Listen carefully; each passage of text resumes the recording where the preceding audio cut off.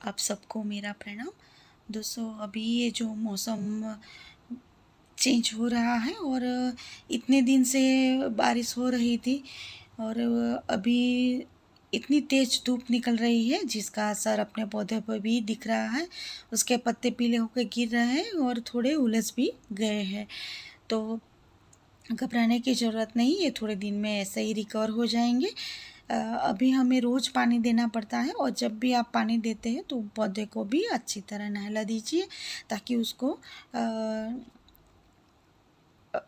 अच्छे से धुल जाए और क्लीन हो जाए और उस पे जो फंगस या तो कीड़ा लगा होगा वो भी निकल जाए और वो भी एंजॉय करते हैं।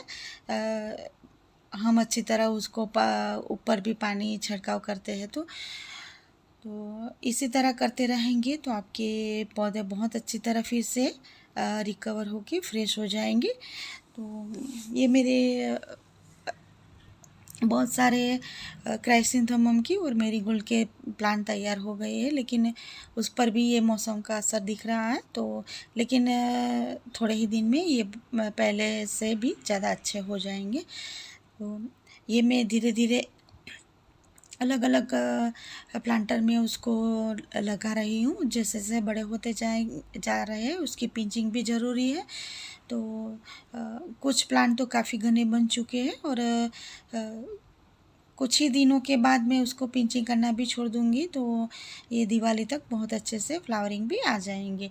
क्राइसेंथेमम के भी बहुत सारे मैंने प्लांट तैयार कर लिए हैं और करती भी जा रही हूँ क्योंकि ये मई तक फ्लावरिंग करते हैं अच्छी तरह केयर की जाए तो साथ साथ में दूसरे मैंने जो सीडलिंग तैयार की है सीड से उसकी भी आज मैंने डिस्पोजेबल ग्लास में रिपोर्टिंग कर रही हूँ। इसके लिए जो मैंने मिट्टी बनाई है उसमें गोबर की खाद और साथ में दूसरी मेरी खाद पड़ी थी वो मैंने उसमें मिक्स की है। सेंट वाली जो मेरे पास मिट्टी पड़ी थी उसको मैंने ऐड किया है और साथ में मैंने राइस हस्क डाला है। ये मिट्टी एकदम पोरस है और इसे जो मैं पौधा लगाऊंगी बहुत अच्छी तरह ग्रो करेगा क्योंकि पोरस मिट्टी होती है तो रूट उसके बहुत अच्छे से बढ़ते हैं और प्लांट की जो जब भी ग्रो होता है तो उसकी रूट बहुत अच्छी ग्रो होगी तो प्लांट भी हमारा हेल्दी ग्रो करेगा।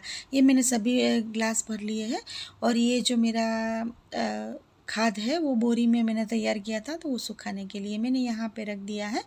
2 दिन में सूख जाएगा, उसके बाद छान के मैं सभी प्लांटों को दूंगी। ये मेरा कृष्णा का कॉर्नर था तो उसमें मैंने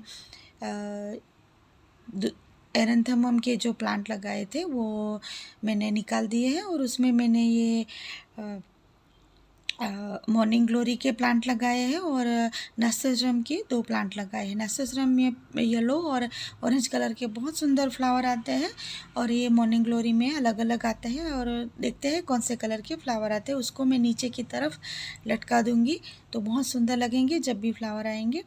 तो और यहाँ पे मैंने ये विंटर के फ्लावर प्लांट लगाने के लिए दूसरे जो विंका देसी विंका के थे तो वो निकाल लिए हैं और ये मेरे बेंटास के वो भी बहुत अच्छे से चल रहे हैं। उसके दूसरे प्लांट भी मैंने बना लिए हैं और यहाँ पे मैक्सिकन पिटोनिया साइड पे मैंने यहाँ पे लगा दिए हैं। तो अब गर्मी की सीज़न आएगी तब फिर से उसको ग्रो करूँगी कटिंग से। और ये मेरे बीच बहुत सारे बीज से तैयार हो गए हैं प्लांट। ये मॉर्निंग ग्लोरी के तो मैंने पहले लगाए थे 2 दिन पहले तो वो अभी काफ़ी अच्छे से सेट हो गए हैं और दूसरे जो भी सीडलिंग मेरी तैयार हुई है उसको मैं ये डिस्पोजेबल ग्लास में लगाऊंगी। आप इसी तरह घर में ही बीज तैयार करेंगे तो आपको बहुत चीप पड़ेगा क्योंकि हम नर्सरी में लेने जाएंगे तो अलग अलग प्लांट हमें 20 से 25 रुपये में कहीं कहीं नर्सरी में तो 40 रुपये तक का एक प्लांट वो लोग देते हैं और क्राइसेंथेमम के तो बहुत महंगे देते हैं, वो तो 60-70 रुपये में भी देते हैं। तो इससे अच्छा आप घर में ही तैयार करेंगे तो हमारे बहुत सारे ये प्लांट घर में ही तैयार हो जाएंगे और हमें सस्ते भी पड़ेंगे। और दूसरी हम ये घर में ही यहाँ से घर के वातावरण में ही तैयार होंगे तो वो काफ़ी हेल्दी ग्रो करेंगे और अच्छी तरह ये ग्रो भी करेंगे और फ्लावरिंग भी करेंगे। दोस्तों विंटर के बहुत सारे प्लांट आते हैं तो अ, उसका मैं अलग सा वीडियो बना के आपको बताऊंगी कौन कौन से प्लांट आप लगा सकते हैं। उसके तो वैसे बहुत सारी वैरायटी आपको मिल जाएगी, 50 से 60 वैरायटी उसकी आती है विंटर फ्लावर की।